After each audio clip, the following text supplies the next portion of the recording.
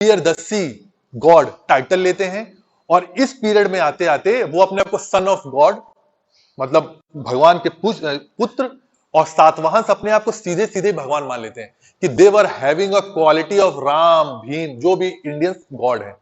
इसका सबका एक सिग्निफिकेंस था, ठीक है, लेकिन फिलहाल इस धर्म तीर्थ से आप मेंशन कर लीजिए। ठीक, अगला पॉइंट लिखिए। अगला जो उसका सक्सेसर आया उसका नाम था Vima Kadphises.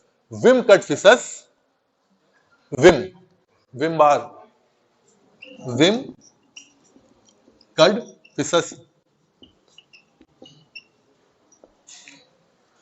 Vima Kadphises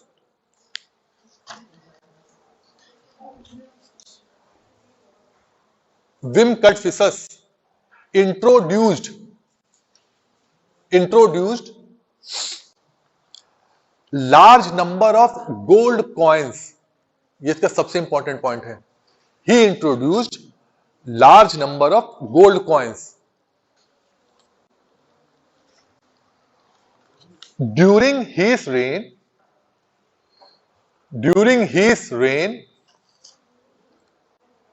The Kushanas established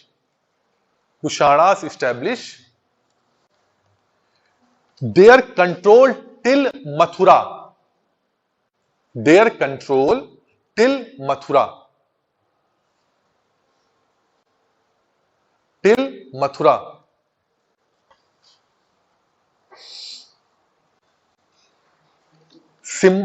Symbol on his coins depict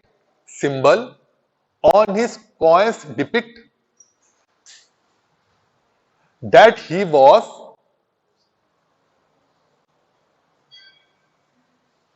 devoted to Shaivism.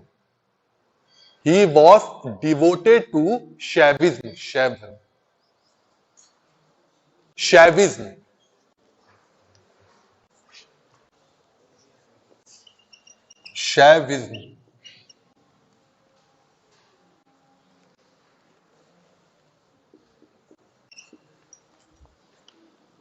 अब सिंबल क्या थे ब्रैकेट में लिख लीजिए, क्या क्या सिंबल थे इसके ऊपर। नंदी का सिंबल था, नंदी, त्रिशूल, और टाइटल ये लेता था महेश्वर का, महेश्वर। ये पूछा हुआ क्वेश्चन है, महेश्वर टाइटल किसका है। अब देखिए, विम कटफिसस बौद्ध धर्म को देता है पैटर्न, ये शैव को देता है।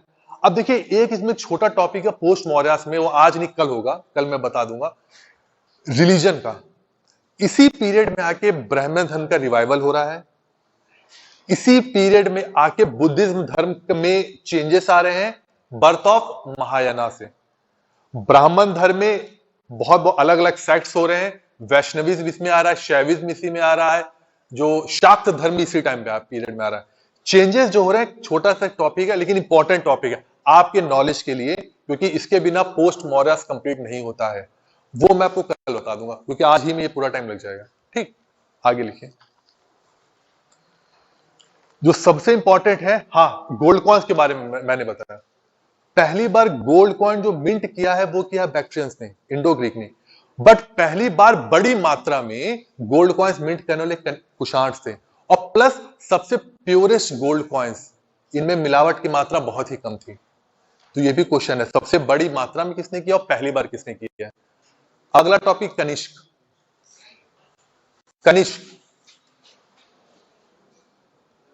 हेडिंग जो है, अगला जो इसका सक्सेसर हुआ कनिष्क था।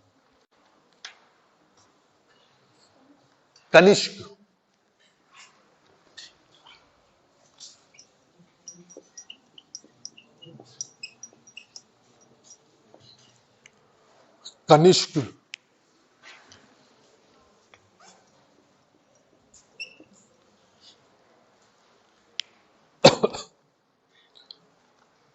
there is a long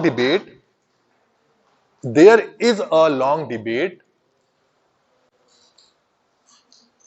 on the date of his या year of his coronation, at the year of his coronation। Debate है कि उसका वो पहली बार राजाभिषेक कब हुआ था। But today most of the scholars believed that it was 78 AD, 78 AD, marked by the starting of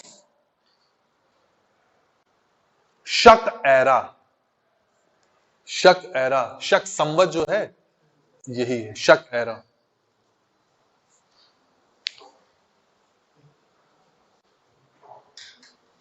शक एरा। अगला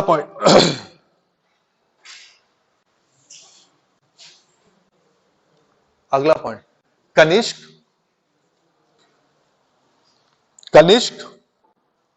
extended his empire to the east of Ganga Valley,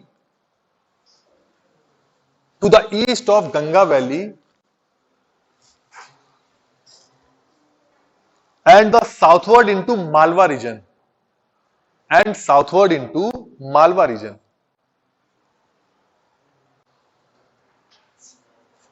southward into, figure देख लीजिए, Malwa region. His capital was Purushpur. Peshawar जो है Purushapura. His capital was Purushapura, लिख लीजिए नाम, पुरुषपुर लिखिए। हाँ, पुरुषपुर। वो क्वेश्चन पुरुषपुर पूछता है, वो हम आज पेशावर में बोल रहे हैं, वो पुरुषपुर ही पूछता है। His capital was Purushapura. He built a famous stupas. Stupa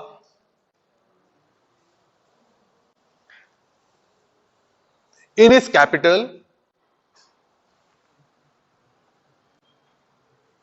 and the chief architect of that stupa, ये नाम पूछा हुआ है, and the chief architect of that stupa is named Agilus, Agilus, Agilus, Agilus,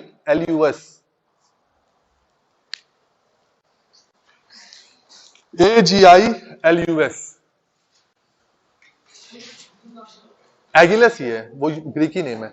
अब एक इंपॉर्टेंट देखिए इसमें है, जब बौद्ध धर्म आप लोगों ने पढ़ा होगा तो कनिष्क क्यों इंपॉर्टेंट है? फोर्थ बुद्धिस्ट काउंसिल हुई इस समय, पहला। इसमें हुआ क्या था? सबसे इंपॉर्टेंट महायान जब सेक्ट आ रहा है तो एक इसमें इसकी स्पेशल फीचर ये है, अब बुद्ध का स्कल्पचर बनने लगा था बुद्ध का। उससे क्या हुआ? दो स्कूल ऑफ आर्ट आए, मथुरा स्कूल ऑफ आर्ट और गांधारा स्कूल ऑफ आर्ट। अगला पॉइंट खुद ही लिख लीजिए, फोर्थ बुद्धिस्ट काउंसिल, और उसके नीचे लिख लीजिए दोनों school of art, Mathura school of art और Gandhara school of art. Ji,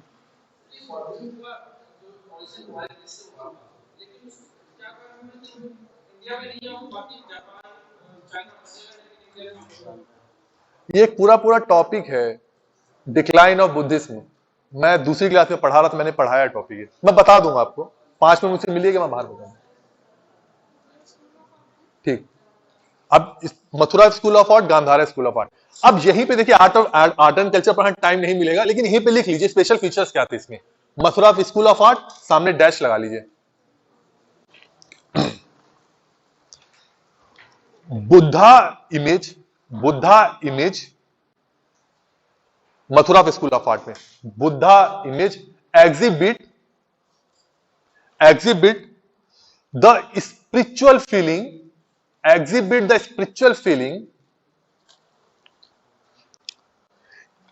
on his face that was lacking in Gandhara school of art.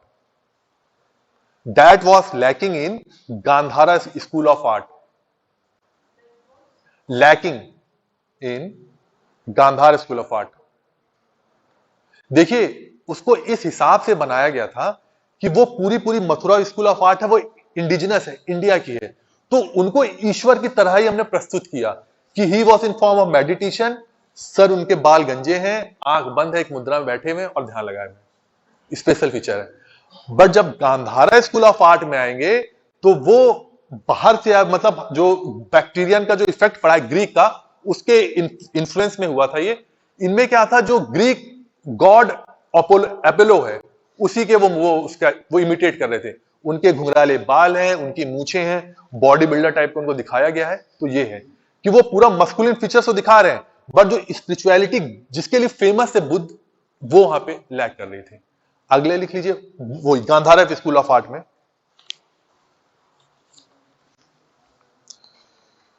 Moulding human body, moulding human body, moulding human body in realistic manner, in realistic manner, in realistic manner. Buddha was having a बाल, घुंघराले बाल थे उनके, घुंघराले बाल, मुस्टिचेस थे, लिख लीजिए comma, ये पूछ लेता है कभी कभी। स्पिरिचुअलिटी क्यों नहीं थी ये भी शो करना पड़ेगा। Moustaches and curly hairs, curly hairs. Buddha was having moustaches, curly hair, और मस्कुलिन है, पूरे मसल नजर आ रहे हैं उसमें। क्यों है? क्योंकि वो बाहर की इफेक्ट में हुआ है, वहां पे उनके गॉड इस टाइप से थे, तो हमने उसको इंडिया में ढाल दिया, इंडिया के कल्चर में। ठीक, अगला point, according to Rajatarangini, राज तरंगणी,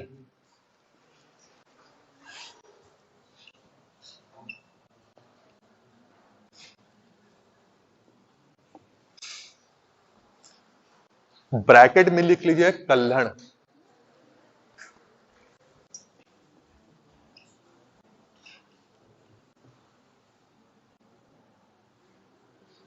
कल्हण। इसके बारे में अभी थोड़ा सुन लीजिए। कल्हण को भारत का पहला हिस्टोरियन माना जाता है। ये जो थे लगभग 10वीं शताब्दी ईसवी, 10th सेंचुरी एडी में कश्मीर में थे। राज तरंगणी जो है, ये महाभारत टाइम से लेकर till the time of Kashmir, जो जयसिंह के टाइम में थे, ये तब तक पूरी हिस्ट्री है। और हिस्ट्री भी किस टाइप की, विद क्रोनोलॉजी, प्लस ये एक हिस्टोरियन इस सेंस में है कि कहीं भी बायस्ड नहीं हो। ये एज अ हिस्टोरियंस बैठे थे, मतलब समझिएगा। और ये इनका कहना है कि हिस्टोरियन वही है जो कभी भी वो उसको जजमेंटल होना चाहिए, on believing on the fact, fact के ऊपर वो जजमेंट दे, कहीं भी बायस्ड ना हो। तो राज तरंगणी है, इसमें 8 तरंग या 8 चैप्टर्स हैं, लिख लीजिए भी।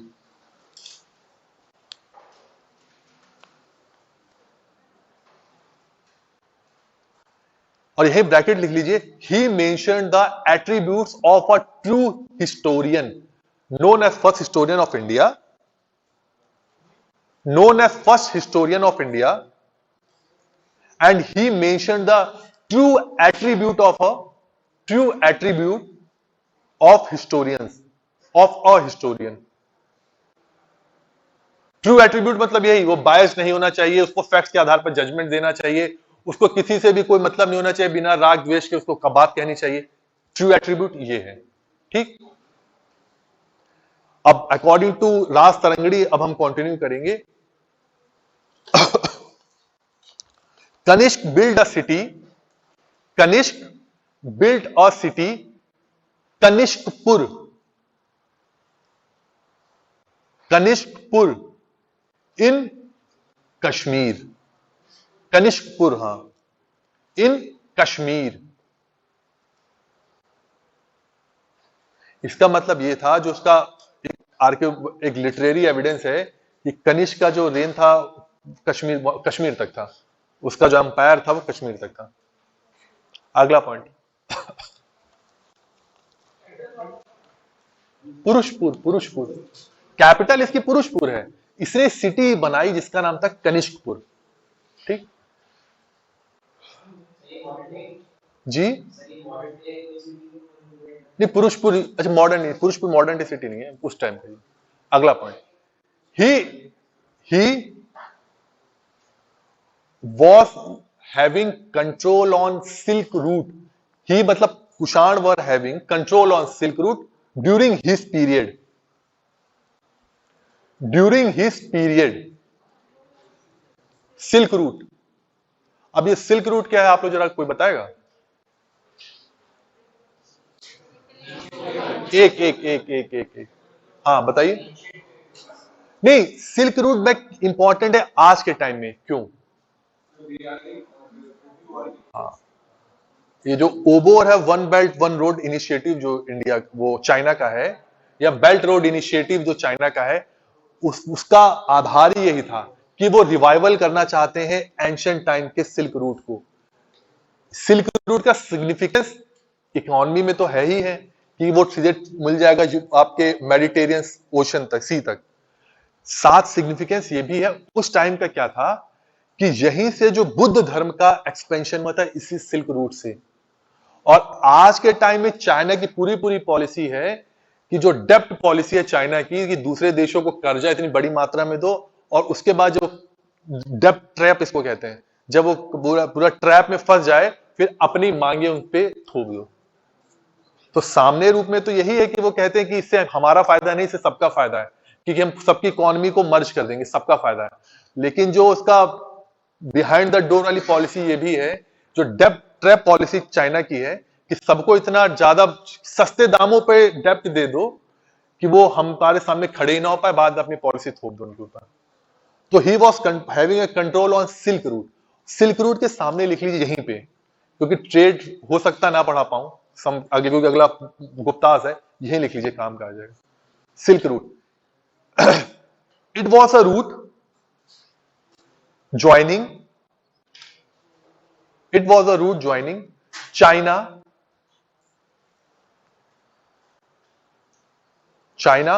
to Mediterranean Sea। ये कुछ कुछ ऐसा समझिए।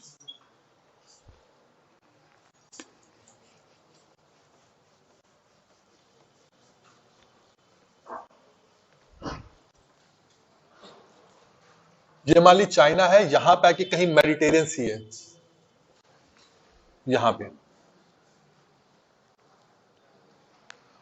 और इसका इंडिया के कॉन्टेक्स्ट में सिग्निफिकेंस क्यों? पहले मैंने बोला था गोल्डन एज और डिबेट, इसका सिग्निफिकेंस ये था कुषाणों को, मतलब अगर वैसे ऑफिशियली कहे इंडिया को इससे बहुत फायदा हुआ। पहला फायदा क्या था? सिल्क रूट के कंट्रोल करने से जो भी ट्रेडर्स निकलते थे इस रूट से वो टैक्सेबल हो जाते थे, क्योंकि भैया मेरी मोनोपोली इस रोड पे है, मेरा कंट्रोल है, तो मैं टैक्स आपसे लूंगा। लिख लीजिएगा पॉइंट बना बना के, क्योंकि बाद में भूल जाएंगे। एक तो क्या था, टैक्सेबल हो गया वो जितने ट्रेड्स हो रहे। ट्रेड मतलब चाइना का जो सिल्क था वो बड़ी मात्रा में, क्वांटिटी में यूरोप जा रहा था, मेडिटेरियन से रोमन अंपायर तक। और दूसरा इसका क्या था, पहला ये लिख लीजिएगा यहीं पे, अपने शब्दों में लिख लीजिए। दूसरा क्या था, इसी टाइम पीरियड में सेंट्रल एशिया में डिस्टरबेंस हो गए, तो जो ट्रेडर्स उनको क्या मिला, ट्रेडर्स इंडिया के जो पोर्ट्स थे Bhrigukachchh at the site of Indus river, उसको वो यूज करने लगे फॉर ट्रेडिंग। मतलब इंडिया क्या हो गया, इंटरमीडियरी हो गया। इस जो ट्रेडिंग हो रहा है इसका इंटरमीडियरी हो गया। फायदे से क्या मिला, अब इंडिया सस्ते दामों पे ले रहा था सामान और उसे महंगे दामों पर रोमन अंपायर को बेच रहा था। इस जो पूरा ट्रेड था, बैलेंस ऑफ जो ट्रेड था वो इंडिया के पक्ष में था। और इसका एक एविडेंस मिलता है इसी टाइम पीरियड में, प्लिनी एक जो कि रोमन वो था, स्कॉलर था, वो इस पे दुख व्यक्त करता है कि जो रोमन का जो सारा गोल्ड है वो इंडिया की तरफ माइग्रेट हो रहा है। जो ड्रेन ऑफ वेल्थ थ्योरी जब हम ब्रिटेन की पढ़ते हैं, आप लोग पढ़ोगे आगे, तो यहां पे ड्रेन, रोमन का जो ड्रेन हो रहा था गोल्ड का, वो इंडिया की तरफ हो रहा था because of this silk route only. ये लिख लीजिएगा, कहीं बात भूल जाता है। इंडिया वॉज वहां पे playing a role of intermediary. ये एंट्री पोर्ट था, मतलब सामान लाता था अपने पोर्ट पे, रुकता था और यहीं से बेचता था। ठीक।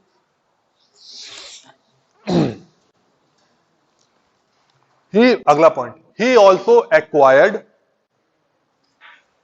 सम territories of China, some territories of China.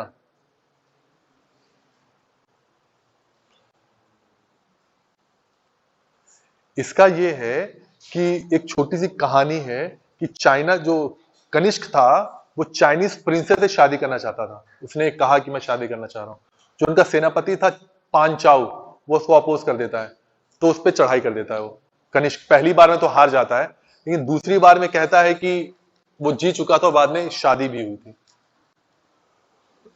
तो ये हो गया, he was having some territory of China. अगला point, in his empire, Khotan, नाम लिख लीजिएगा, खोतान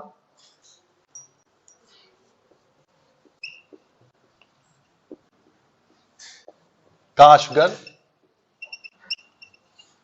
और यारकंद,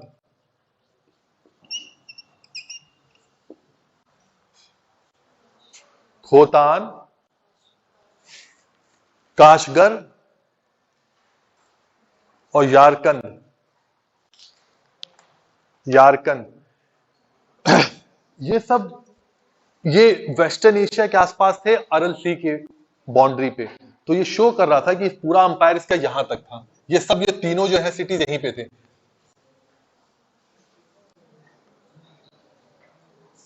जी,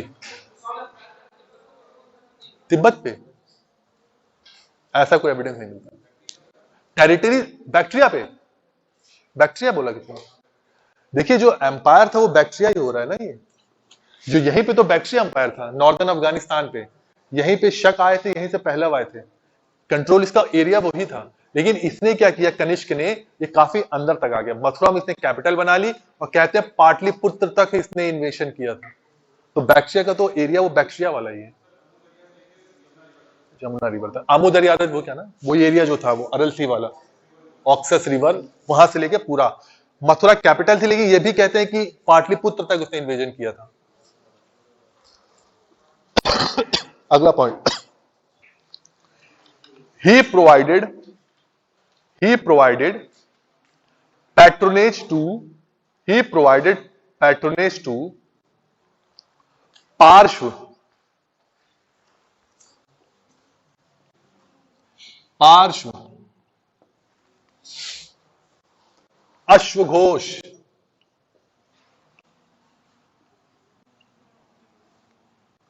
अश्वघोष वसुमित्र वसुमित्र नागार्जुन एंड चरक।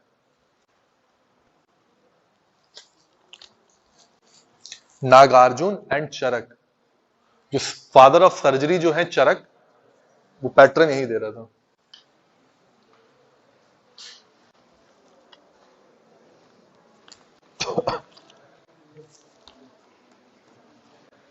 अगला जो रूलर है हुविश्क। हुविश्क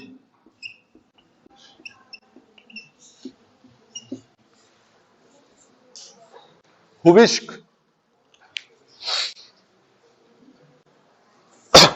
लिखिए जी।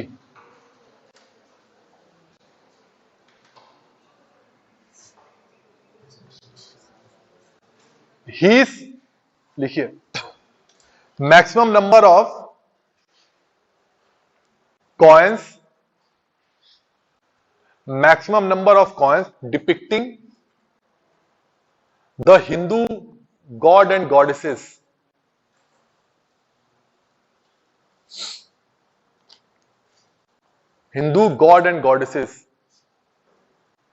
was found on Huvishk coin. Huvishk coin. Huvishk coins. कौन कौन थे इसमें ब्रैकेट में लिख लीजिए, कार्तिकेय, शैविज्म का ये भी है, कार्तिकेय, कार्तिकेय, स्कंद, स्कंद मतलब कार्तिकेय ही स्कंद है, स्कंद, उमा, पार्वती, उमा, उमा एंड शिव, शिवा। अब लास्ट में Vasudev second was the last, Vasudev second was the last Kushan king. अब जो सबसे लेकिन इंपॉर्टेंट है वो इनका कंट्रीब्यूशन है। अब ये कंट्रीब्यूशन लिख लीजिए, ये कंप्लीट हो गया, पॉलिटी इतनी ही है। Contribution, contribution, they were the first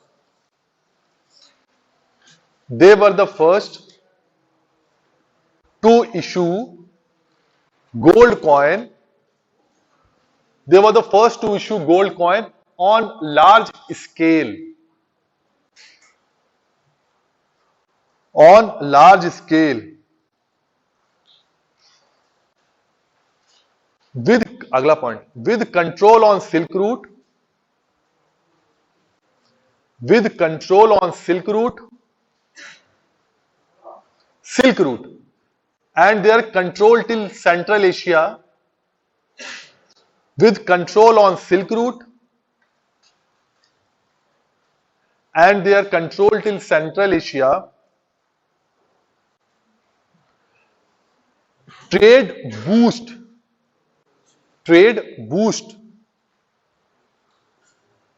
in this time, trade boost in this time. Shaka period, sorry, Kushana period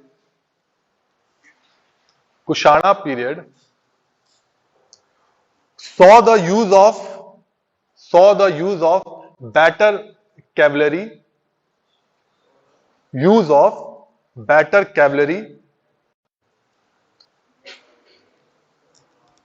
cap, अश्व, जो अश्व सेना होती है, कैप मतलब जो कैप जो लगाते थे अश्वरोही, cap, helmet, cap, helmet were introduced during this time,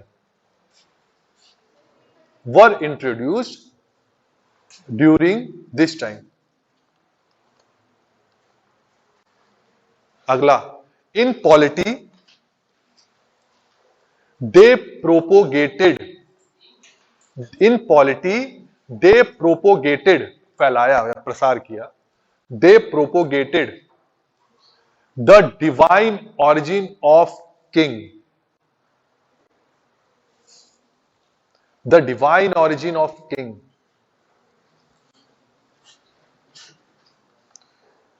they called themselves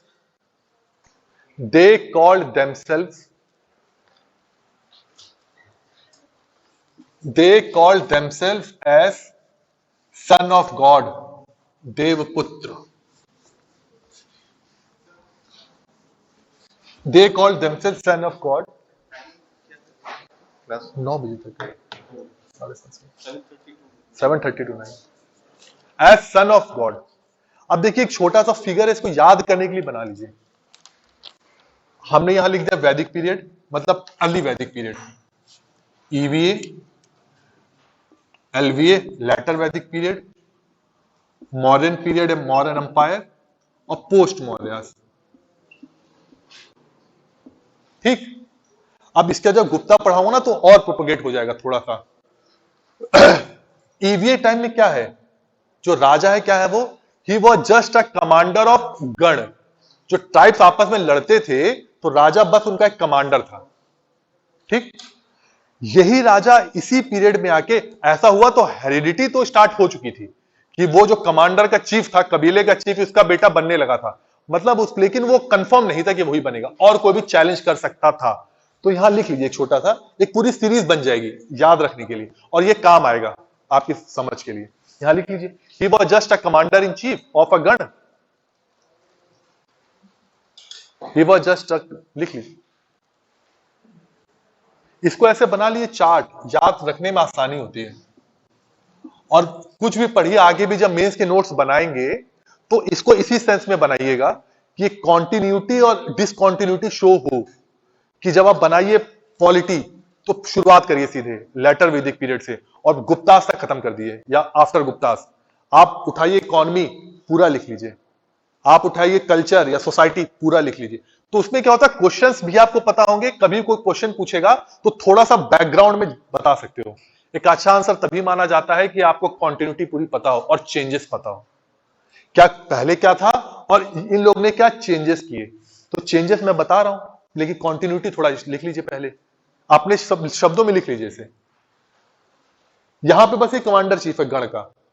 जब यहां पे आता है लेटर वैदिक पीरियड में, तो इस राजा के में कुछ रिचुअल और सेरेमनीज को वो लेने लगता है। कैसे? बहुत सारे सैक्रिफाइसेस होने लगे थे कि अश्वमेध यज्ञ, वाजपेयी यज्ञ जुड़ गए। इससे क्या हुआ, वो अपनी वैलिडिटी को बाकी लोगों से, वर्नाकुलर सिस्टम आ चुका था अर्ली वैदिक पीरियड की, तो 10th मंडल है ऋग्वेद का, वर्नाकुलर सिस्टम आ चुका था। वहां पे 4 वर्ण बढ़ गए थे। अब उसमें जो सबके अपने अपने काम थे। अब जो क्षत्रिय था या जो राजा था, वो ब्राह्मण से अब सपोर्ट लेना शुरू कर दिया था अपने पावर को कंसोलिडेट करने के लिए। इसीलिए सैक्रिफाइसेस जुड़ गए, और सैक्रिफाइसेस भी बहुत बड़ी मात्रा में। फायदा क्या हुआ, क्षत्रिय जो था या जो राजा था उसको पावर की वैलिडिटी मिल गई, और जो ब्राह्मण जो था जिसकी लेवलीहुड पूरी पूरी सैक्रिफाइसेस पे बेस्ड थी, वो वहीं से दान लेने लगा। दान दक्षिणा होता है ना आज भी यज्ञ में, तो यही था, यहीं से कि ये यजमान बन गए क्षत्रिय। ये भैया तुम मेरे आके यज्ञ करा रहे थे, मुझे तुम पावर दे रहे थे, पावर इन सेंस वैलिडिटी दे रहे थे कि मैं यहां का राजा हूं। और मैं क्या कर रहा था, क्षत्रिय क्या कर रहा था, ब्राह्मण को लेवलीहुड दान दक्षिणा दे रहा था। कि दोनों का चल रहा था आपस में म्यूचुअल रिलेशनशिप। क्योंकि यही जो दो वर्ना सिस्टम, ये दो ऐसे हैं जो नॉन प्रोड्यूसिंग ग्रुप हैं, ये प्रोड्यूस कुछ नहीं करते हैं।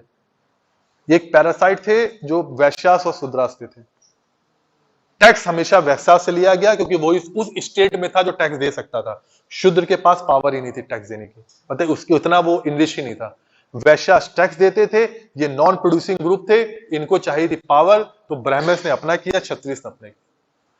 यही फिर जब यही ब्राह्मणिकल जो सिस्टम था यही था। और बाद में आके जब हम आते हैं नहीं कि 6th सेंचुरी बीसी में जब एक इंटेलेक्चुअल रेवोल्यूशन होता है, तो इसी के खिलाफ हुआ। लेकिन ऐसा नहीं था ब्राह्मणिकल रिलेशन खत्म हो गया, उसका फिर से रिवाइवल हुआ। उसने थोड़ा चेंजेस अपने में लाए ब्राह्मणिकल रिलेशन में, और वो फिर आगे बढ़ता चला गया।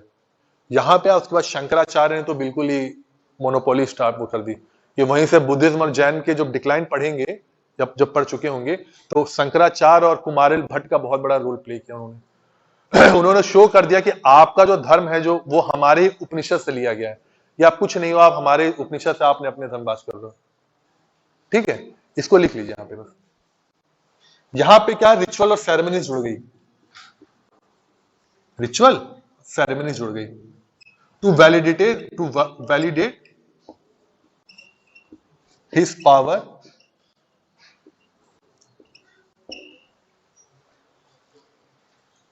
क्लियर? इतना डाउट किसी को? अब जब हम मॉडर्न टाइम में आते हैं, मॉडर्न टाइम में अब अशोक क्या कहता है, देवा नाम प्रियदस्सी, मैं देवों का या भगवान का बहुत डियर हूं, मतलब बहुत प्रिय हूं उनका मैं। अशोक ऐसा कहता क्यों है? वो ये भी कह सकता राजा मैं हूं, मैं राजा ऐसा कह रहा है। आप कभी भी ये दिखा दो कि मैं जो हूं भगवान का बहुत प्रिय हूं, तो मेरी बात को लोग ढंग से सुनेंगे। मैं बता दूं कि मैं मैनेजमेंट का बहुत प्रिय हूं, तो हो सकता मेरा इंपैक्ट आप पे ज्यादा पड़े इन कंपैरिजन की मैं नॉर्मल हूं। समझ रहे हैं मेरी बात को? नॉर्मल हूं, पढ़ा के चला गया, ये इसी सेंस को समझिए कि वो इसीलिए कहता है देवा नाम प्रियदस्सी राजा ऐसा चाहते हैं कि नॉन वायलेंस ना हो, देवा नाम प्रियदस्सी राजा ऐसा चाहते हैं कि धम्म घोष हो, देवा नाम प्रियदस्सी राजा ऐसा चाहते हैं कि धम्म मंगल हो। वो खुद कह रहे थे। बौद्ध धर्म को पैटर्न उसने इसलिए दिया, या कहते हैं कि क्यों उसने बढ़ावा दिया क्योंकि इस समय बुद्ध और जैन, बुद्ध बेसिकली भारत में कंट्रोल इसका बहुत ज्यादा हो चुका था, क्योंकि बुद्ध उस समय 6th सेंचुरी बीसी के बाद की बात है, ब्राह्मणिकल रिएक्शन हुआ था, वैश्यास बहुत पैसे आ चुके थे, तो उन्होंने मॉन्क्स को सपोर्ट किया, जो बुद्ध धर्म का रिवाइवल हुआ या स्ट्रेंथन हुआ। इसीलिए मौर्य अशोक ने बुद्ध धर्म के नाम से काम किया। वो बुद्ध धर्म और संघ को भाबरू लेख में प्रणाम करता है कि भैया शाक्य मुनि को प्रणाम करता है कि मैं निगाली सागर जाता है, टैक्स को कम कर देता है। वो शो कर रहा था कि मैं बहुत डिवोटेड बुद्धिज्म हूं, लेकिन साथ साथ वो कभी भी ब्राह्मण से श्रमिकों को भूलता नहीं है। वो अपने धम्म में कहता व्हाट इज धम्म, तो उसमें जब बाकी बातें कहता है, ये भी कहता है कि मॉन्क्स और ब्राह्मण्स को सपोर्ट करना भी मतलब उनकी आदर करना भी धम्म है। तो कभी भूलता नहीं है, क्योंकि ब्राह्मण धर्म का सिग्निफिकेंस कभी कम नहीं होता। ठीक, इसीलिए वो प्रियदर्शी अपने आप को बोलता है कि वो ईश्वर का प्रिय है। और जब हम आ जाते हैं तो इस समय पीरियड किसका है? इन्वेडर्स का है। कुषाण कौन थे? बाहर से आए थे। तो बाहर से जब कोई आएगा तो अपने आप को कैसे दिखा पाएगा कि मैं यहीं का हूं? तो कह रहे मैं तो भगवान का ही पुत्र हूं, यही शो करोगे ना। वैलिडिटी कैसे मिलेगी? मुझे समाज क्यों स्वीकार करेगा? इसलिए स्वीकार करे मैं भगवान का पुत्र हूं। इसीलिए यहां देखिएगा और आगे देखिएगा मेडिवल पीरियड में जब बलबन पढ़ेंगे तो बलबन भी यही कहता है कि जिल्ले अल्लाह ने आपके खुदाई, कि मैं ईश्वर का प्रतीक हूं। यही अकबर भी कहता है फर्रे इजदी, कि जो ईश्वर जो किंगशिप है वो अल्लाह से निकली हुई एक रोशनी है। इसको फिर फर ए इजदी कहते हैं। किसी ने अगर जोधा अकबर देखी होगी, बहुत पुरानी मूवी है, तो जब ऋतिक डांस कर रहा होता है मौला ख्वाजा मेरे ख्वाजा पे, तो डांस करते करते वो सिग्निफिकेंस दिखाता है कि एक ऐसा प्रकाश उसके ऊपर गिरता आखिरी टाइम में। वो शो सिंबॉलिक रूप से शो कर रहा था कि वो ईश्वर जो है या जो बादशाह जो है वो अल्लाह से निकली हुई एक रोशनी है। तो ये सब तरीका किंगशिप अपनाता है अपने आप को सुप्रीमेसी या अपनी वैलिडिटी को स्थापित करने के लिए। ठीक, यहां से भी और मॉडर्न पीरियड से भी, मतलब मेडिवल पीरियड में भी, और जब मॉडर्न पीरियड में भी आएंगे तभी भी वो कहते हैं व्हाइट मैंस बर्डन रूल, कि मेरा ये काम है कि मैं पहले से इनलाइटेंड हो चुका हूं, तो मेरा एक दायित्व बनता है कि मैं आप लोगों को, ईस्ट के लोगों को इनलाइटेंड करूं। तो ये वैलिडिटी का कॉन्सेप्ट बहुत पुराना है, और आज की पॉलिटिक्स में भी कहीं ना कहीं अगर ढूंढेंगे तो मिल जाएगा। तो ये बहुत पुराना है। ठीक, समझ गए इतनी बात? नहीं नहीं, वो लव कुश समझ जाइए, ये बाहर ही थे। ये बाद में इनको हम कहते हैं कि ये व्रात छत्री, जब यहीं के टाइम में, अब चूंकि हो चुके थे, अब जो ब्राह्मण धर्म इनको कैसे मिला था आप अपने में, तो यही मनुस्मृति आती है और इनको व्रात छत्री मान लेते हैं।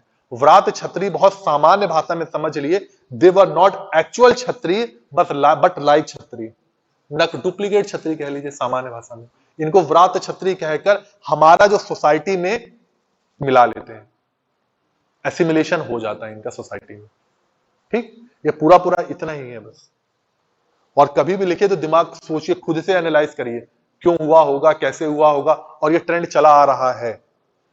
एंशिएंट पीरियड में भी था, मैंने आपको मेडिवल पीरियड का बता दिया बलबन और अकबर के उससे, और मॉडर्न पीरियड में बता दिया अंग्रेजों से। ठीक, ये किंगशिप का यही प्रोपोगेशन है किंगशिप का। किसी ने पूछा भी है किंगशिप ऐसे प्रोपोगेट की है। अगला पॉइंट इतना क्लियर है ना, कोई डाउट तो नहीं? They introduce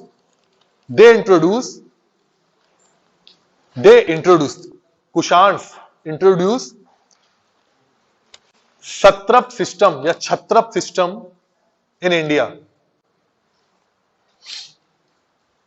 chhatrap system in India, जो छत्रप सिस्टम था वो बताया सेल्यूकस का था, जो बैक्टीरियंस इंडो बैक्टीरियंस थे वो छत्रप थे उसके। इन्होंने इंडिया में इन्होंने छत्रप सिस्टम को शुरुआत की। तो they introduce chhatrap system in India. Empire was divided into, Kushan empire was divided into various Kshatraps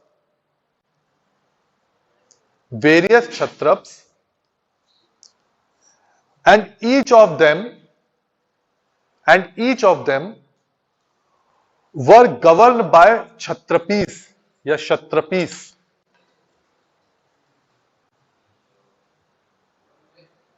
And each of them were governed by kshatrapis.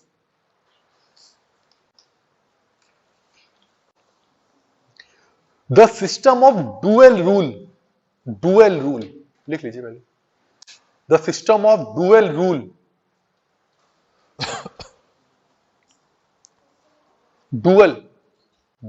dual rule means two king at the same time। मतलब इसका ये हुआ, the system of dual rule, two king in the same time was also introduced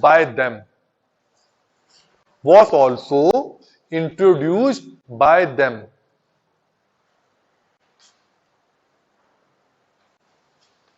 मतलब एक ही province में दो छत्रप, ये भी उनका ही था।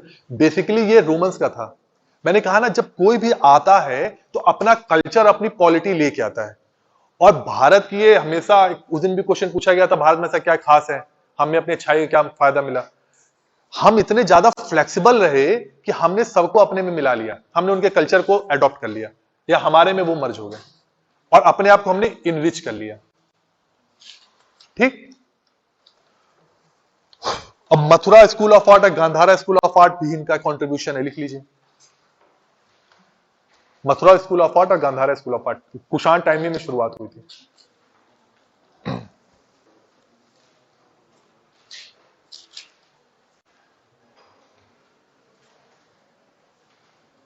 इसका एक और बहुत बड़ा इंपॉर्टेंट है रिलीजन में, दे इंट्रोड्यूस्ड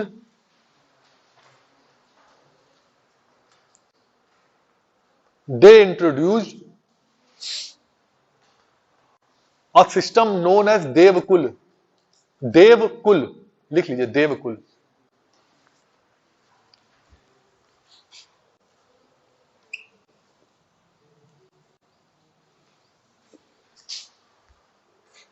इस देवकुल में क्या था, किंग का स्कल्पचर बनाया जाता था और उसको मंदिर में फिक्स करके उसकी पूजा की जाती थी। इससे पहले ही नहीं था। लिख लीजिए, after the death of king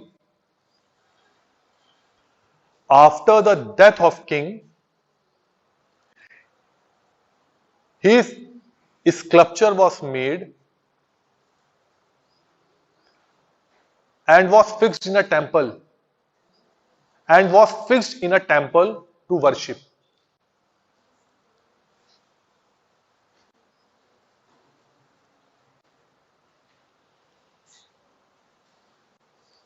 अब इसी को किंगशिप से जोड़ लीजिए। ये शो कर रहे हैं, ये ईश्वर के धीरे धीरे अपने आप को देवपुत्र हैं, तो खुद भी देव हैं, तो देवों की क्या होती है, वर्शिप होती है। कॉन्सेप्ट हुई। अब अगला जो है सातवाहन, ये क्लियर है ना, लगभग लगभग इतना ही है। सातवाहनास,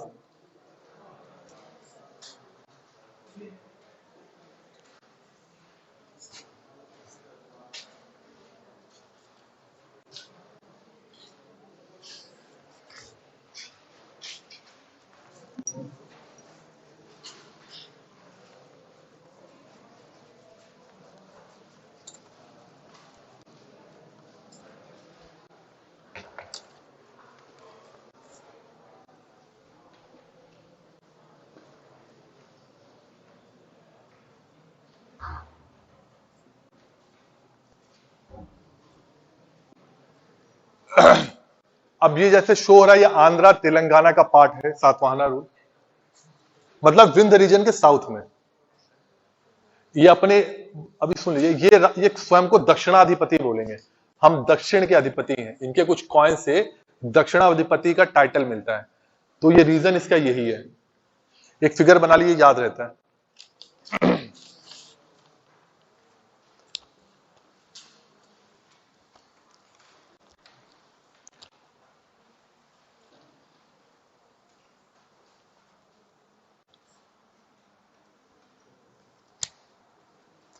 लिखिए, देवर नोन एज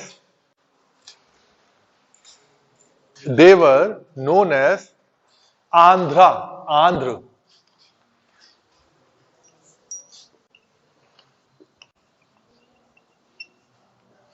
आंध्र इन पुराणास, पुराण में।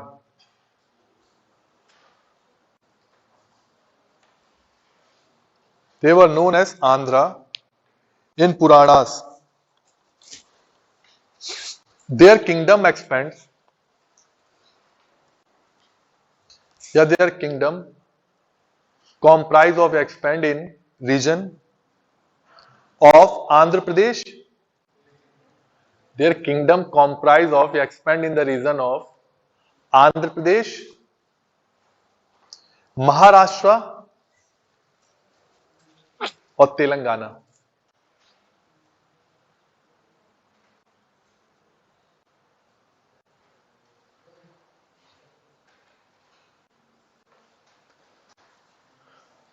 फाउंडर इसका कौन था? शिमुक, सिमुक,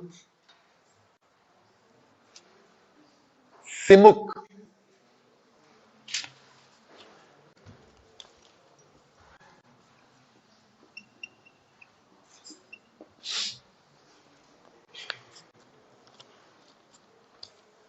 ये नाम जैसे शिमुक। अगला Satakarni first, Satakarni,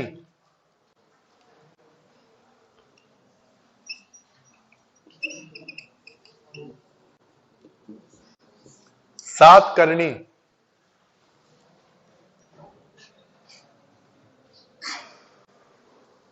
was the first Satvahan ruler, was the first Satvahan ruler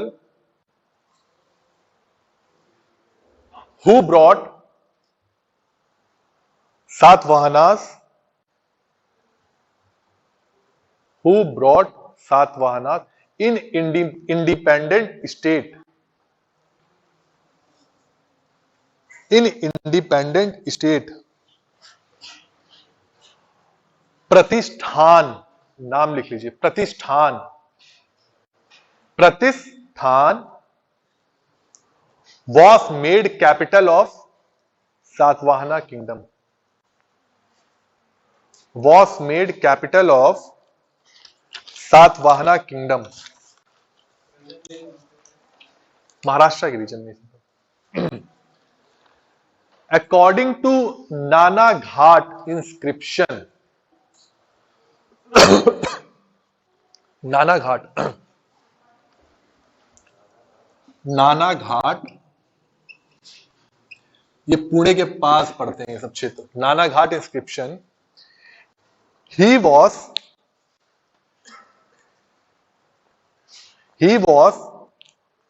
known for the performer of, he was known for the performer of two Ashwamedh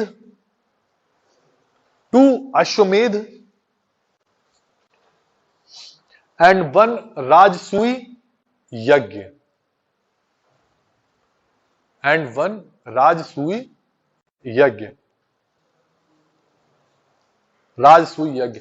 he was known as ruler of Dakshinadhipat, Dakshinapath, अभी अधिपत न करिए, दक्षिणापथ।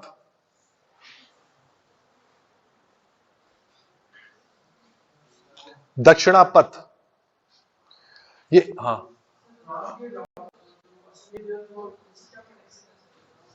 कोई connection.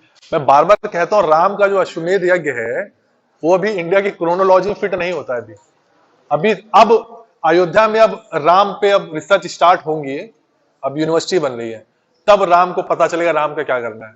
हमारे वो आराध्य हैं, हमारे मिथ में है, लेकिन हिस्ट्री में वो भी उनको, मतलब जो फिलहाल की जो हिस्ट्री है उस क्रोनोलॉजी में सेट नहीं हो पाते हैं, टाइम पीरियड नहीं सेट होता है इनका। नहीं प्योर तो क्योंकि एविडेंस मिले हैं तो हम प्योर तो नहीं कह सकते, आर्कियोलॉजिकल एविडेंस मिले, लेकिन बस मुद्दा यह है कि उस क्रोनोलॉजी में फिट नहीं होते हैं। इनको कौन सा टाइम पीरियड दिया जाए, क्योंकि जो इंडिया के जो सिस्टम चलता है त्रेता कलयुग और द्वापर वाला, वो तो 10-10 लाख साल का चलता है, और नॉन हिस्ट्री कितने साल की, 35 से 40 हजार साल की, तो उसको फिट करने में दिक्कत है।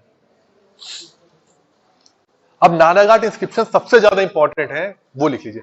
Naneghat inscription, Naneghat inscription was the first inscription, was the first inscription which gives information about, which gives information about land grants, land grants, भूमि अनुदान, लैंड ग्रांट्स। अब यही समझ ली लैंड ग्रांट्स क्या था। लैंड ग्रांट में होता क्या था कि एक भूमि का एक टुकड़ा रिचुअल या सेरेमनी को ऑर्गेनाइज करने के लिए ब्राह्मण्स या बुद्धिस्ट मॉन्क को दे दिया जाता था। उस पर क्या होता था, हम उस पर टैक्स नहीं लेंगे और उसका एडमिनिस्ट्रेशन आप ही संभालो, और अपने वहां से जो पैसा मिल रहा है उसका आप एग्रीकल्चर कराओ, उससे जो पैसा मिला अपने सैक्रिफाइसेस करो, मतलब अपने यज्ञ कराओ, कभी कभी यही लैंड ग्रांट से ये भी होता था कि आप टेंपल को देखभाल करो, ठीक। लेकिन ये तो सीधा सीधा इसका रीजन जो उन्होंने कहा, लेकिन इसका बिहाइंड द जो डोर है इसके क्या से होता था कि सातवाहनास को माना गया they were the tribes of Deccan. ये ट्राइब्स थे, ये किंग वाले नहीं थे। तो इन्होंने ब्राह्मण या बुद्धिस्ट मॉन्क को लैंड ग्रांट देकर उनसे वैलिडिटी लेनी चाहिए कि हम राजा ही हैं। और ये सातवाहनास बाद में जब गौतमीपुत्र शातकर्णी आएगा, ये चिल्ला चिल्ला के बोलेंगे मैं ही ब्राह्मण हूं, मैं ही ब्राह्मण हूं, मैं ही ब्राह्मण हूं। तो एक बहुत सामान्य सी कहावत, आदमी जब ज्यादा ढिंडोरा पीटता है तो कुछ डाउट रहता है। तो एक ब्राह्मण कहता है मैंने क्षत्रियों का नाश कर दिया, टाइटल लेता है वो, और मैं ही एक ब्राह्मण हूं। तो ये कहते हैं they were the tribes of Deccan, और अपनी वैलिडिटी को स्टैब्लिश करने के लिए इन्होंने बुद्धिस्ट को और ब्राह्मण्स को लैंड ग्रांट्स दी, पहला। दूसरा क्या था, इससे क्या हो रहा था इनको देने से जो फ्रंटियर एरियाज पे जो फॉरेस्ट भूमि थी उस पे एग्रीकल्चर होने लगा। एक ऐसी भूमि जिसपे चारागाह है, कुछ होता ही नहीं था, उस पे क्या होने लगा, एग्रीकल्चर होने लगा। दूसरा फायदा। तीसरा फायदा क्या हुआ, स्प्रेड ऑफ ब्राह्मण रिलीजन। अब जो ट्राइबल क्षेत्र जो थे, आज के ट्राइब्स भी हैं, किसी धर्म को नहीं मानते, उस टाइम यही था, जो ट्राइबल ट्राइब्स थे उस टाइम को, उन क्षेत्रों में ब्राह्मण धर्म का एक्सपेंशन करने के लिए भी ये लैंड ग्रांट दिए जाते थे। ये तीन है मेजर इंपॉर्टेंट, कि ये लिख लीजिए अपने अपने शब्दों में। पहला क्या था, दिए क्यों जाते थे, रिचुअल और सेरेमनीज के लिए, कि यहां जो रेवेन्यू मिले उससे आप अपना काम करो, रिचुअल करो, सेरेमनीज आप वो करो, और प्लस टेंपल की देखभाल करो। दूसरा क्या था, वैलिडिटी उसके लिए। और तीसरा क्या था, ब्राह्मण धर्म का एक्सपेंशन के लिए ट्राइब्स में, फ्रंटियर रीजन जो है, लिख लो इसे।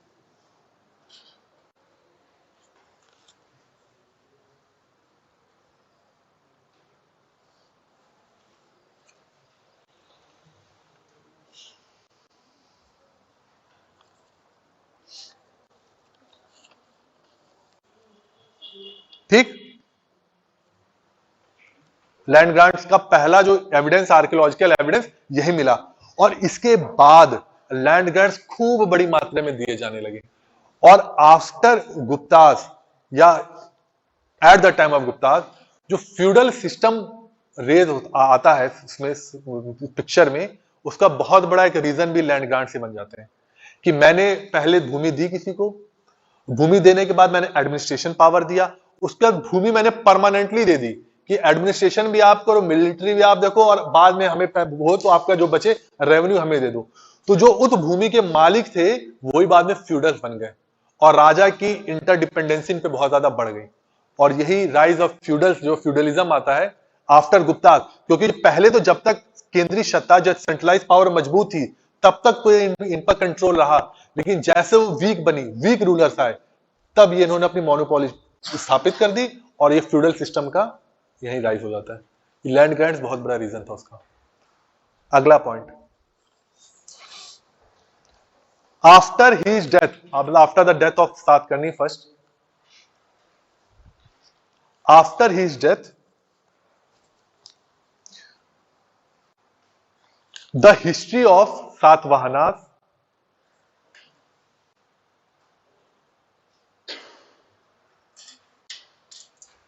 enters into a dark age.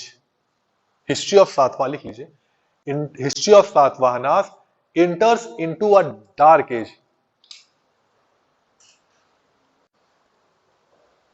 because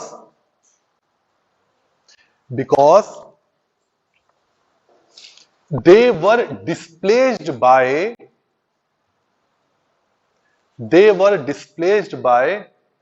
shakas.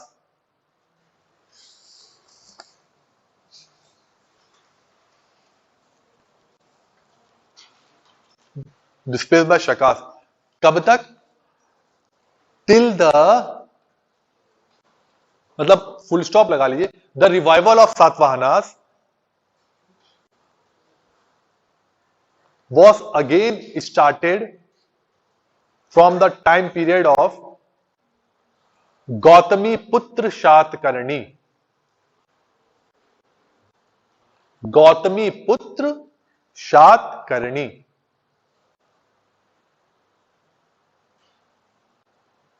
Gautami इनकी माता का नाम था, पुत्र सातकर्णी। इसके देखिए एक यहां पे एक स्पेशल फीचर इसके क्या है, अभी तक नॉर्थ जो मतलब अबव विंध्या रेंज, यहां पर पैट्रियार्कल सिस्टम चलता था। पैट्रियार्कल मतलब राजा, राजा का पुत्र, उसको पूरी पूरी प्रॉपर्टी उसी को होती थी। यहां पर मैट्रिलिनियल चल रहा है कि जो राजा है वो अपनी मां का नाम अपने नाम से आगे पहले रख रहा है।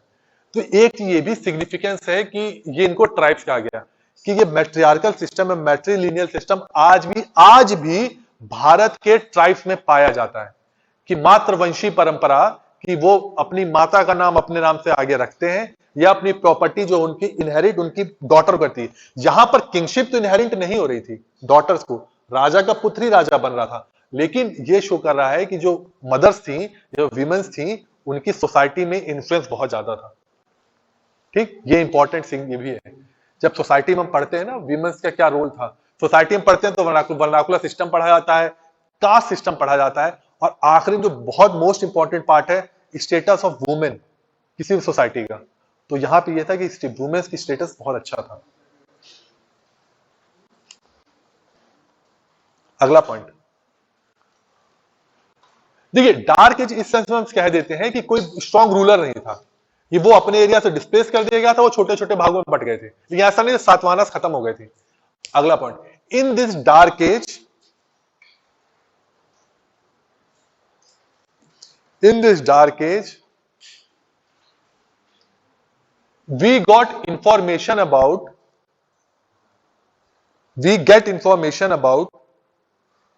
the king known as Hal, H-A-L-A, Hal, the king known as Hal,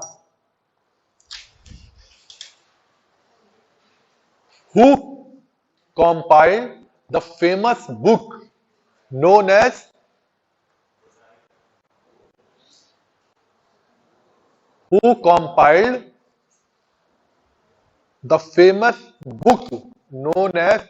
गाथा सप्तसती।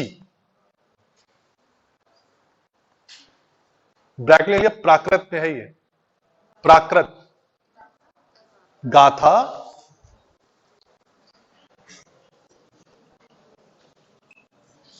सप्त सती, ब्रैकेट लिख लीजिएगा, प्राकृत लैंग्वेज में है ये, प्राकृत। दिस इज कलेक्शन ऑफ, लिख लीजिए, this book is collection of, this book is the collection of poems basically on love themes. ये श्रृंगार रस जो होता है उस पे थी, basically on love themes, love theme. ये कहते हैं जो ये बिल्कुल अनपढ़ था हाल, इसकी वाइफ मलयवती ने इसको, जो राजपुरोहित है, उसे संस्कृत सिखाई अपने पति को एजुकेट करने के लिए, और फिर उसने अपनी वाइफ के प्यार को एक्नॉलेज करने के लिए ये बुक लिख दी, गाथा सप्तसती। इसी में लिखिए, हाल मिनिस्टर, हालाद मिनिस्टर गुणाढ़, हाला मिनिस्टर गुणाढ़, गुणाढ़, गुणाढ़ कंपोज्ड बृहद कथा, बृहद कथा, ये बुक का नाम है इनके, बृहद कथा। हाँ, कनिष्क में एक चीज लिख लीजिएगा, उनका जो राज पुरोहित था उसका नाम था संघ रक्ष, संघ रक्ष। कनिष्क जब पैटर्न दे रहा था ना, इतने इतने लोगों को दिया शरक, वही लीजिए, हिज राज पुरोहित वॉज संघ रक्ष।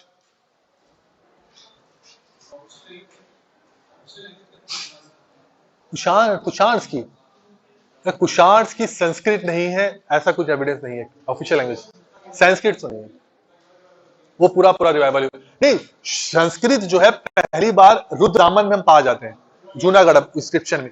उसके बाद जब बेसिकली जब गुप्तास में आते हैं तब वो आ जाते हैं उसमें।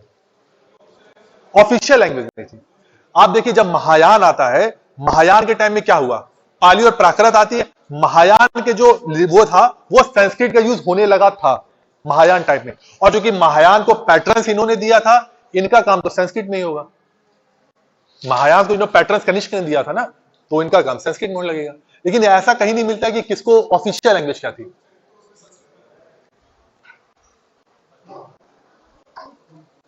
जी हाँ, अश्वघोष की बुद्ध चरित संस्कृत में, वो पहली संस्कृत की बुक है। उसके अलावा नहीं कि मिलता किसमें क्या है। अश्वघोष मैंने कहा पैटर्न्स महायान को दिया तो संस्कृत यूज हो रही थी, ऑफिशियल लैंग्वेज नहीं थी कोई। ऑफिशियल लैंग्वेज संस्कृत है या संस्कृत पे ही काम हो रहा था। वो कब हो रहा है, गुप्तास के टाइम में आके। संघर्ष हो गया। अब इसी पे आ जाइए, सातवाहनास पे।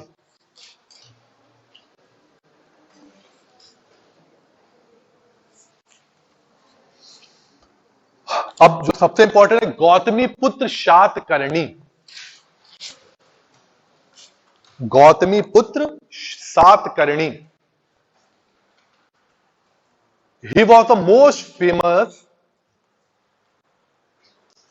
he was the most famous ruler of he was the most famous ruler of Satvahana dynasty.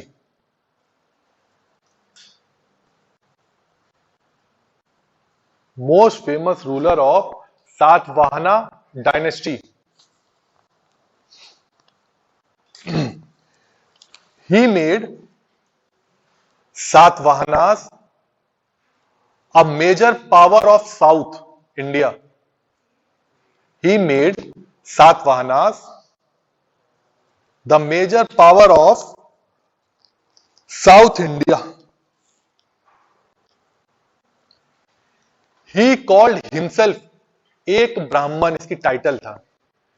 He called himself ब्राह्मण, ब्रैकेट में लिख लेना टाइटल, एक ब्राह्मण।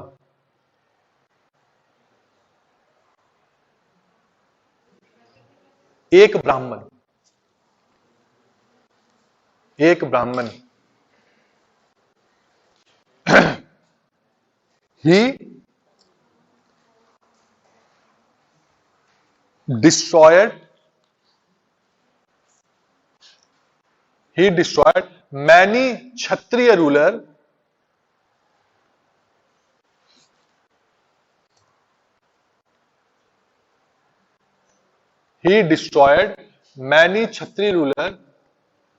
and was known for destroyer of, एक टाइटल था इनका इसका। He was known for destroyer of क्षत्रिय, क्षत्रिय वर्ण। Known for the destroyer of Kshatriyas.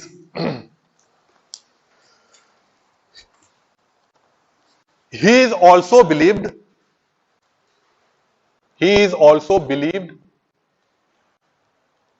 to defeat Shaka, Shak, destroyed क्षत्रप थे ना, दो क्षत्रप थे शक के। क्षत्रप जो मथुरा के थे, नासिक के जो थे, नहपान, वो वाले। He destroyed to believe the Kshatrap lineage.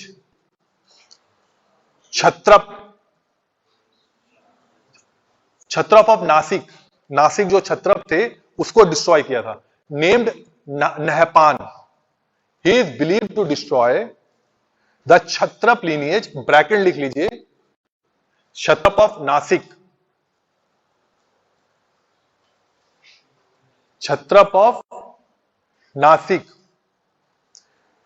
The coin of his contemporary Kshatrap ruler, the coin of his contemporary Kshatrap ruler Nahpan bears mark of overstriking. Bears mark of overstriking. ठीक, उस दिन पहले बताया था मैंने, जो नेहपान के कॉइन्स थे उसके साइन के ऊपर इसका भी साइन लगा हुआ था। तो एक आर्कियोलॉजिकल एविडेंस था जो शो कर रहा था कि उसके इसने उसको डिफीट किया था। अगला point,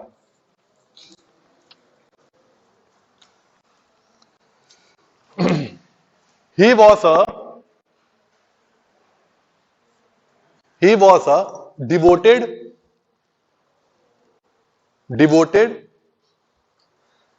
brahmin. He was a devoted brahmin, but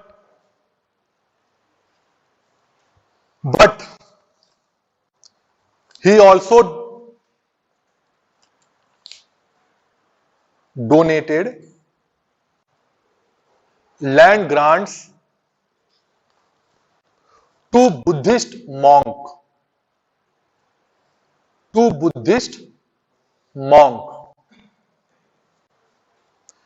the Karle inscription, नाम मेंशन कर लीजिए, Karle, the Karle inscription mentions the donation of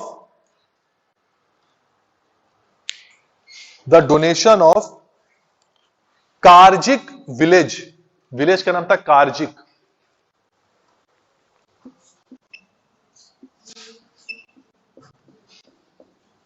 Karjik, village near Pune Maharashtra,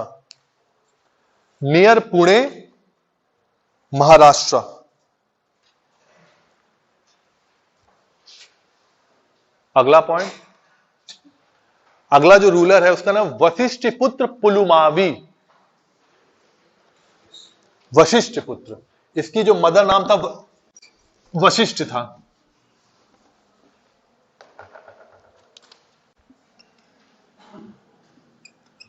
Vashishtha पुत्र पुलुमावी,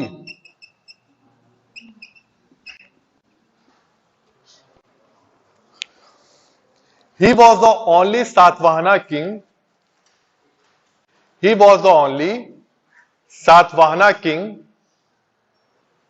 whose coin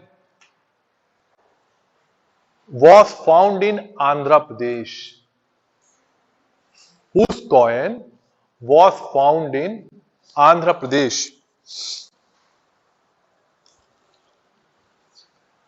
अगला point, according to Junagadh inscription,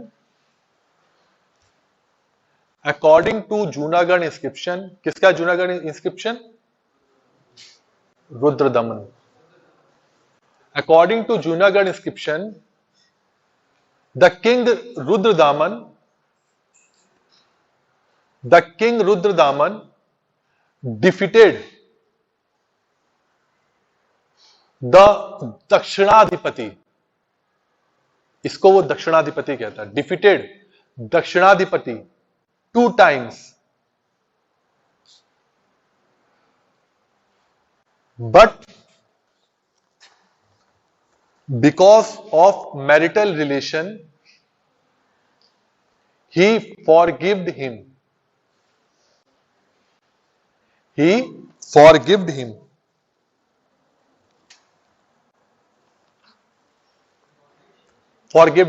मतलब दक्षिणाधिपति को। जो दक्षिणाधिपति यहां पे है सिंबॉलिक रूप से वशिष्ठ पुत्र पुलमावी को बोला गया। लास्ट जो सबसे इंपॉर्टेंट है, यज्ञ Shri Satakarni, Yajna Shri Satakarni,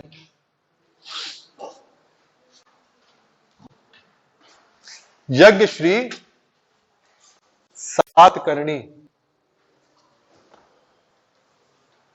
the coins of Yajna Shri Satakarni, the coins of Yagshri Satkarni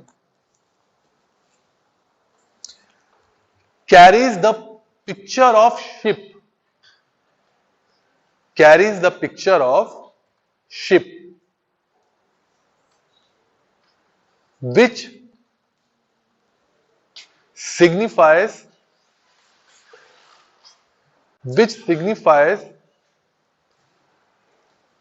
the trade activities of this time. Of this time, Satavahana time, Satavahana time. अब जो इंपॉर्टेंट है Satavahana administration.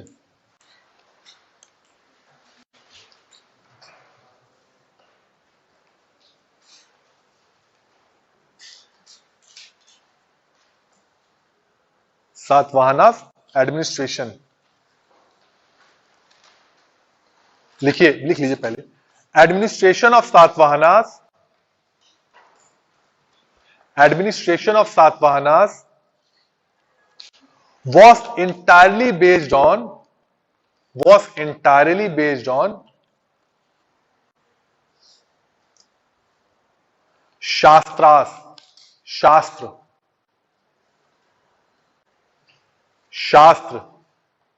The king was known as the upholder of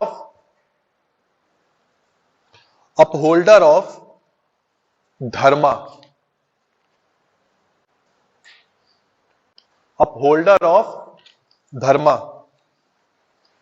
and was possessing the titles of, possess कर रहा था, the title of ancient god Ram, Bhim and Arjun. Titles of Ram, Bhim and Arjun. Bracket लिख लीजिए. Divine qualities, divine qualities, qualities. अब यहां से बात बता दी थी ना. अब देखिए वो अपने बता रहे हैं सन ऑफ गॉड, ये अपना बोले हमारे में क्वालिटी इन राजाओं की है.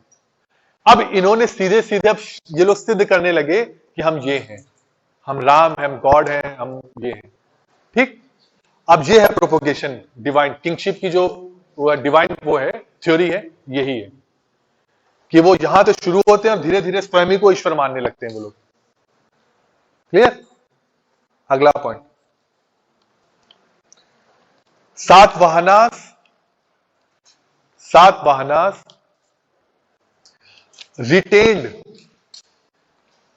retained some of the administrative units of Mauryan dynasty,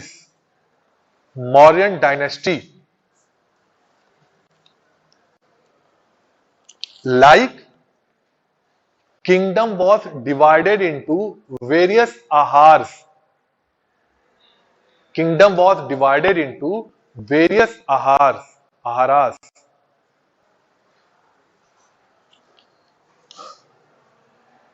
Their official were known as Amatyas and Mahamatyas.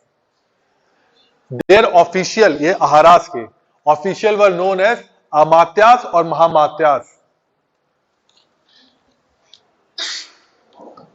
But unlike Mauryan Empire, the element of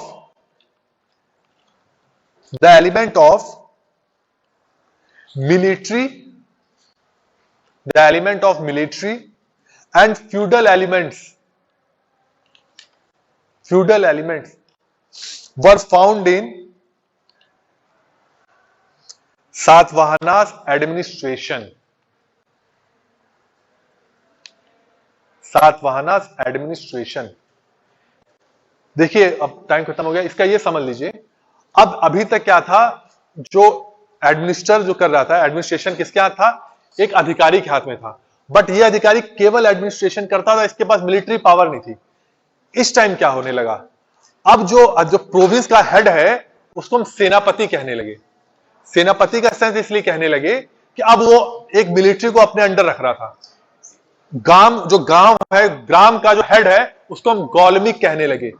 उसका क्या सिग्निफिकेंस था, रोल क्या था, वो अपने अंडर मिलिट्री रखने लगा. ऐसा था क्यों?